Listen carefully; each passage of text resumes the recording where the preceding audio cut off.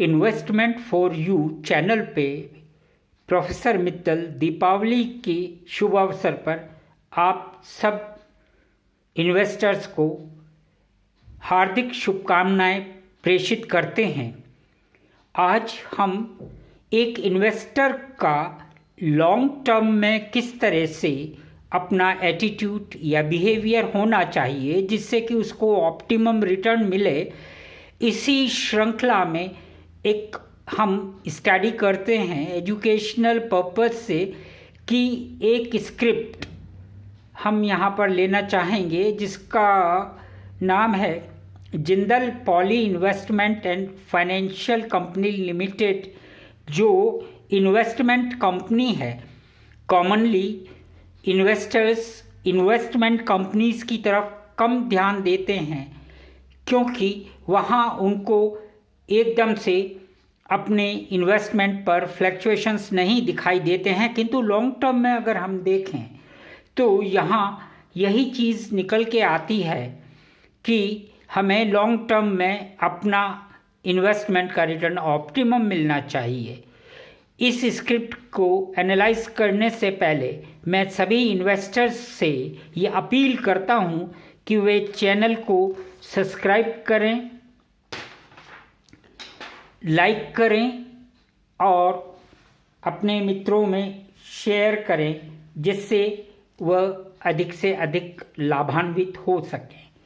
तो जहाँ तक Jindal poly investment and finance company से हमें डिस्कशन में लेना है, तो सबसे पहले हम ये देखें कि इस स्क्रिप्ट की फेस वैल्यू 10 रुपये है, 10 रुपीज़ है, इस और book value more than 2000 rupees है। तो उसके अपोजिट उसकी बीटा वैल्यू 1.03 है। ये फैक्टर आपको सब ध्यान में रखने के हैं।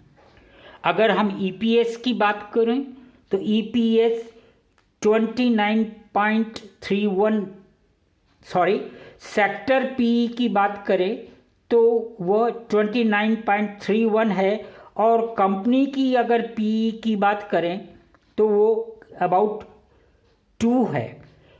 इसके पैरेलल अगर ईपीएस देखें, अभी जो हाफ ईयरली रिजल्ट्स पब्लिश हुए हैं लास्ट 72 आवर्स में, उसमें ईपीएस 11.99 रुपीज़ है, और उसकी अगर हम ट्रेलिंग 12 मंथ्स ईपीएस को देखें तो वह करीब करीब 350 रुपये से ऊपर है।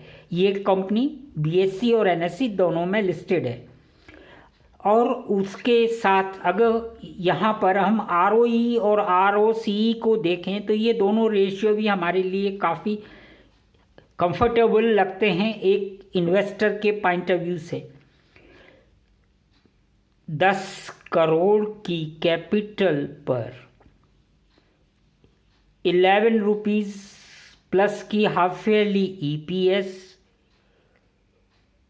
ट्रेलिंग 12 मंथ ईपीएस 300 प्लस पर अगर रिजर्व्स देखें तो मोर देन 2000 करोड़ रुपीस हैं। यहाँ ये सारे फैक्टर्स एक कॉमन इन्वेस्टर को अपने मस्तिष्क में अवश्य रखने चाहिए, क्योंकि किसी भी स्क्रिप्ट पर एक हेल्दी रिटर्न लेने के लिए आपको कुछ बेसिक फैक्टर्स को ज़रूर ध्यान रखना होता है। तो उसी रेफरेंस में आज हम दीपावली के अवसर पर स्क्रिप्ट का एक ऐसी स्क्रिप्ट हमने आपके सामने रख दी है जो फाइनेंशियल सेक्टर से ही है, या कहिए कि इन्वेस्टमेंट सेक्टर से है। और अगर प्रॉफिट एंड लॉस अकाउंट का अगर हम यहाँ पर एनालिसिस करें तो लास्ट 5 इयर्स में जिस तरीके से इस कंपनी के अंदर रीशेड्यूल हुई हैं, या यह कहिएगा कि जो चेंजेस हुए हैं उन चेंजेस को देखते हुए मैंने यहाँ पर आपको सिर्फ लास्ट 3 इयर्स डाटा लिया है।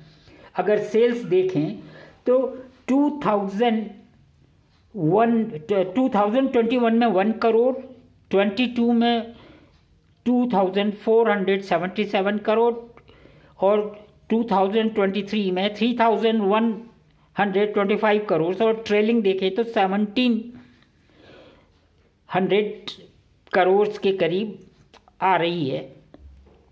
अगर एक्सपेंसेस देखें तो 2021 में एक्सपेंसेस -21 करोड़ थे, ये बढ़कर 22 में 1170 करोड़ हो गए और 23 में ऑलमोस्ट 1982 करोड़ हो गए। ट्रेलिंग में आप देखिएगा किस तरह से ये रिड्यूस होके 1091 करोड़ पे आ रहे हैं। अगर नेट प्रॉफिट की बात करें तो 21 में नेट प्रॉफिट -31 करोड़ था, जबकि 22 में 1443 करोड़ और 23 में 498 करोड़ का वेरिएशन रहा। ट्रेलिंग में देखें TTM तो ये आप देखिएगा 498,427 करोड़।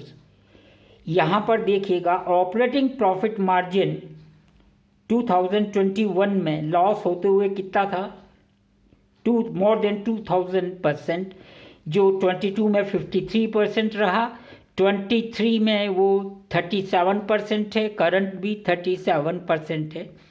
ये एक स्टेबिलिटी कंपनी के पॉजिटिव डायरेक्शन के मूवमेंट को दिखा सकती है।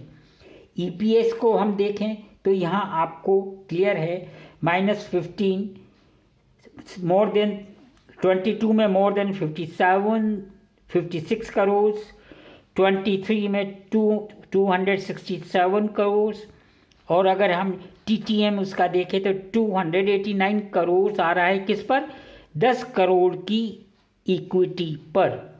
इक्विटी कैपिटल 11 करोड़ है, 10 करोड़ प्लस है। उसके ऊपर हमारे पास जो EPS आ रही है वो आ रही है 289 रुपीज़, जो हमारे को ये इंडिकेशन देती है कि अगर मार्केट में किसी भी तरह के फ्लैक्चुएशंस होते हैं तो इस स्क्रिप्ट पे हमारी इन्वेस्टमेंट के ऊपर मिलने वाला रिटर्न का ऊपर इम्पैक्ट मार्जिनल हो सकते हैं, अदरवाइज हेल्दी ही होंगे।